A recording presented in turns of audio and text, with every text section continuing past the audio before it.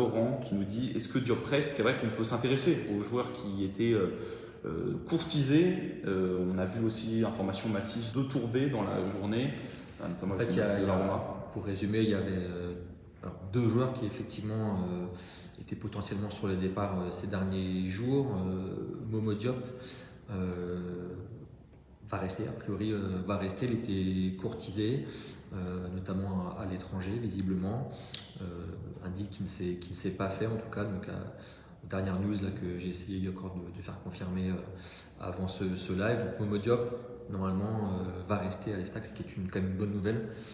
Parce que là encore, je ne suis pas sûr qu'un potentiel départ aurait été compensé.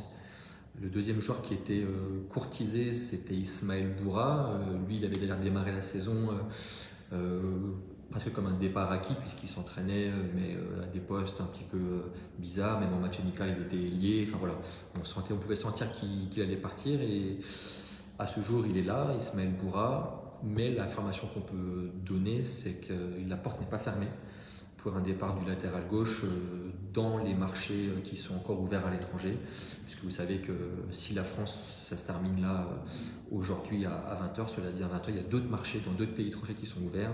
Il y a l'Arabie Saoudite notamment, il y a les Pays-Bas encore pour quelques temps, la Turquie aussi. Donc voilà, il y a des pays comme ça et la porte n'est pas fermée, sachant que Boura et Diop avaient aussi cette volonté de franchir un palier. Voilà, ça ne sera pas le cas pour Diop cet été, ça peut encore être le cas pour Boura.